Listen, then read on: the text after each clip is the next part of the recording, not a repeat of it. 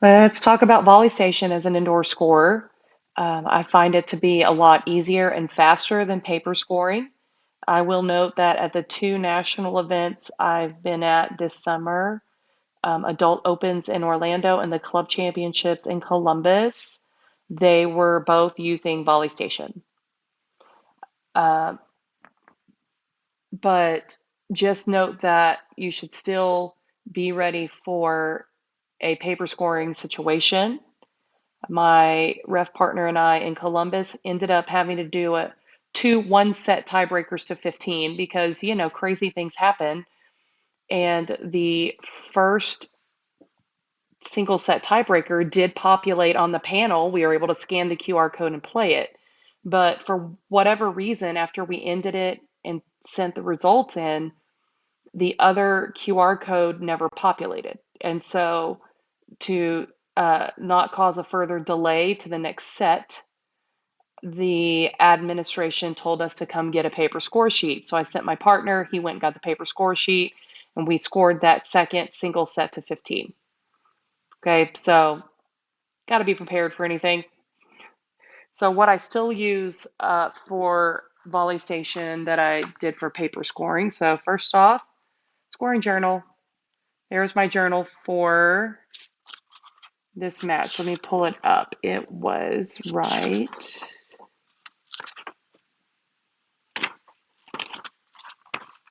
here. Okay, and on my newer format on my journal, I added those designated areas for date, court, time. But you can see I checked in the players, wrote down who the captains were, who's the libero, the name of the first and second official. And I don't do that for the second and third sets necessarily unless I felt there was a reason to. But with VolleyStation, again, it keeps up with your available subs. But I definitely want to have the first set down because I want to have it written, have a visual on who the libero is, who the captain is, alternate captain, so on and so forth. And then if you can, if you know the teams that are playing ahead of time, scan the QR code and start preparing the match early. Because you can always, when you first scan the QR code, you can go ahead and enter all of this stuff before you actually started the match. Again, work smarter, not harder. Big reminder, don't forget about the remarks section. It is very easy to overlook because it is hidden in a separate area of the screen. It's not there. It's right here. And it's usually you got to scroll down. There it is. So we had late start due to previous match. I put that in there, all caps. Don't forget if you have a spill or an injury or blood on the floor, you've got to time it. You've got to put it in the remarks section. It can just be easy to miss or forget about because, again, you have to go find it. One thing that I discovered during this process is that not every region uses VolleyStation as much as we did in the Sun Country region this past year. And so if you're wanting to go for indoor scorer and you're not comfortable with VolleyStation, you've got to find ways to practice on your own. You do not want to show up to evaluation not feeling competent in this. So how I practiced. First off, I had good relationships with a couple of varsity coaches within my school district. And so they actually gave me permission to sit at the scorer's table during matches. And I wasn't the official scorer. I just sat at the end and I was simply practicing. And I would write down the rosters, go through all the normal procedures, and score the match on my own using my iPad, my cell phone, or the score sheets. Okay, and so if you're going to do VolleyStation, just know that you can create practice matches and play around with it, and that's exactly what I did.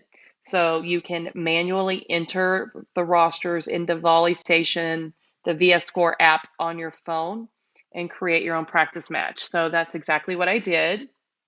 So here's my cell phone, and these were some of the high school teams in our area, and then the bottom two were our boys teams from a few years ago for matches that I did on my other slide deck. So if you enter all of those ahead of time, then you can just create a match. You're not using a QR code, obviously, and then you just score.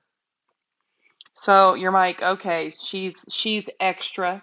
Why did she do that? Well, I thought that live matches would help me. In my area, varsity matches are going to have a certified R1 and R2. Those officials keep the match moving. The athletes understand sub procedures. And so that means that I had to keep up. Nobody was going to wait for me because I was not an official scorer, anyways. I had to be faster, more efficient on both paper scoring and VolleyStation. One thing that did not work well for me most of the time was trying to score online matches. Uh, I found it difficult because the camera was often too far away to see the jersey numbers clearly. And then after a rally, the camera would focus on whoever made the big play. You know, who got the big kill, who got the big block. And so if libero exchanges or substitutions were happening, it was easy to miss those. But there was one YouTube channel that I was able to find because I went looking, and they are based out of Massachusetts. It's a high school, and they have girls and boys volleyball matches that you can score. Their camera angle was excellent, and they have a visible digital scoreboard, and there are little high school girl commentators on there. They can be a little annoying, but bless them, they sure love what they're doing. So if you're looking for match footage to practice with, that channel might be worth checking out. It's called Raider Media Lowell, Lowell, Raider Media Lowell for Lowell High School. So the preparation that I did ahead of time helped me feel more comfortable when it came time for evaluating paper and VolleyStation. I was still very nervous about everything else because if you know me, you know me. I just want to do a good job. I don't want to fail. I don't want to disappoint anybody. That's who I am. So formal evaluations at opens. Uh, opens rotates as all the other national tournaments to different places every year. This year it was in Orlando, Florida. Next year it will be in Chicago. So when we get to Orlando, we go and um, you'll have a meeting the night before at the facility. So I was able to go there early and check in and get my little ref goodie bag with all of the stuff that they give us with any clothing items, coins, so on and so forth. So I grabbed that, and then I went to a different meeting room. We were told ahead of time which room it would be. And I got to meet the other candidates. There were 6 of us in this first session, and then 6 other candidates in the second session. We were able to meet our evaluators, and we reviewed procedures for what it would look like. Then we were given a written exam, and make sure you bring like your ref bag with your pens, pencils, whiteout, all the other stuff. And the written exam was very hard. Make sure you study your rule book. It should be hard. And then the following day is when the evaluation process started. So we had paper and VolleyStation evals. I started for the first round. I started on paper, and then my partner was on VolleyStation, and our evaluator stood behind us, and she took notes. And then after that match was over, we physically switched places. I started VolleyStation, and he did paper, and we each had our own iPads for scoring on VolleyStation. Just note that VolleyStation is the official record of the match, and nobody's going to slow down for the person who's doing it on paper. You need to get your subs written down, check your available sub, write the score, tally, pin down, palms up. Get it done quickly because, again, nobody is waiting for a paper score to get done. After you did one of each, then you were able to debrief with your evaluator, and then had a little bit of a break to eat, and then you'd have another evaluator and a different partner. So I took the feedback I got from my first round, did my best to apply it to the second round. And then the result was all 6 of us passed, and we received our certificates and our scoring patches at the officials meeting the next morning. I wanted to also go over the supplies that I bought for becoming an indoor scorer.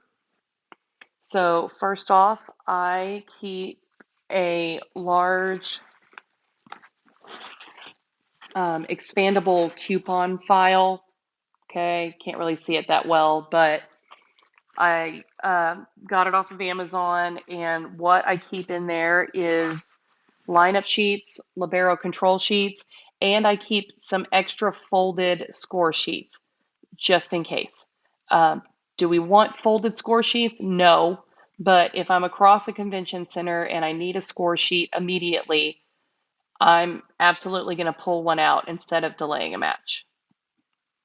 And then another thing that I bought was a folding clipboard, because if you've ever done paper on tables that have tablecloths on them, it's not really easy to write. So I have a folding nurse's clipboard. It's a normal size, and then when you're done, it just folds up like that, nice and skinny, and it just fits right in my little backpack. And again, I'm a little extra, but it's okay. Like, I own it. I own my extra. For pins, these are the pins that I got off of Amazon.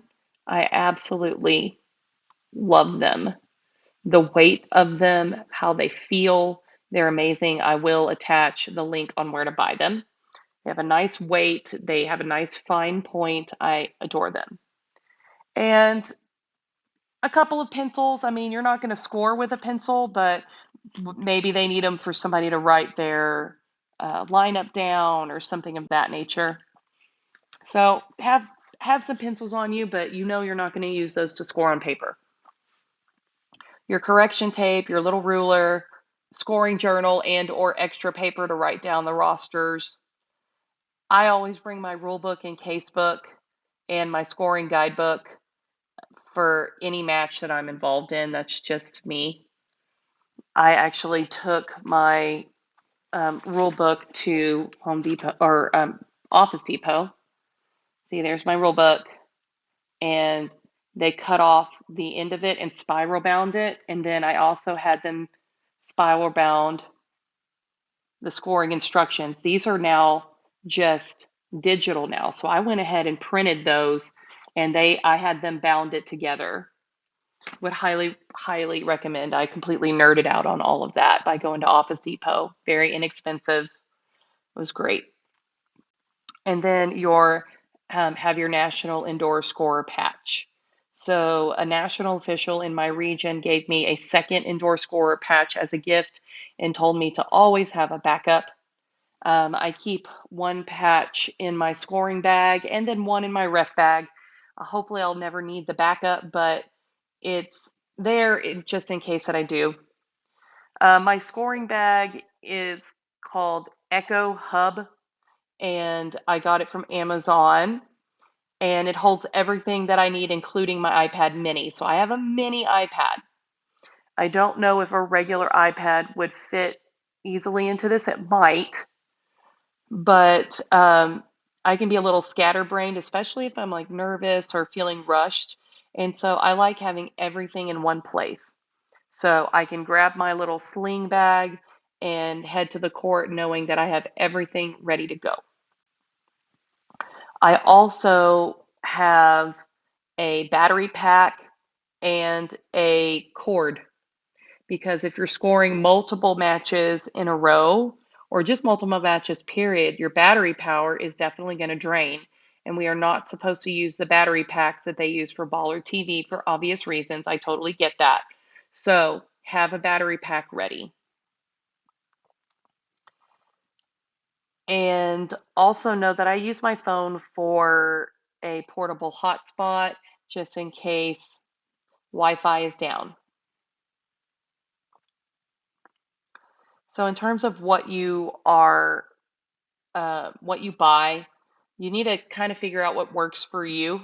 I only carry the items that I actually need for scoring.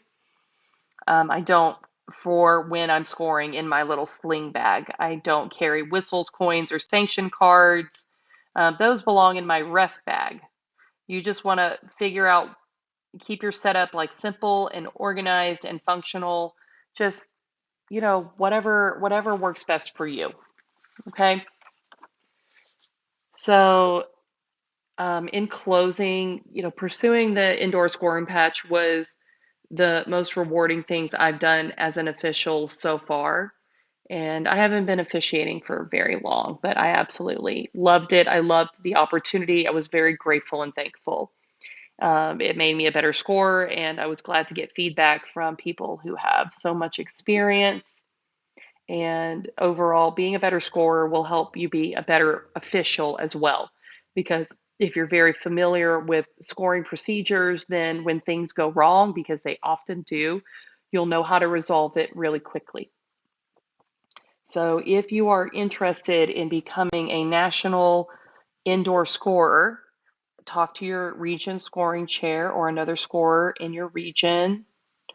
Note that you need to be at least a regional level official for at least 1 year, and then you can apply for your national indoor scorer. So if you're still a provisional, stay with it, keep reffing, keep working, promote and get that regional referee patch, and then move on to getting your regional scoring patch and put in your application for indoor scorer. So good luck, and I hope to see you at a national event someday. Come find me and say hi. I'm 6'2" and blonde. I'm not going to be super easy to miss. So thanks for watching my video. If you have any questions or concerns or any feedback for me, I am always open to that. Thanks.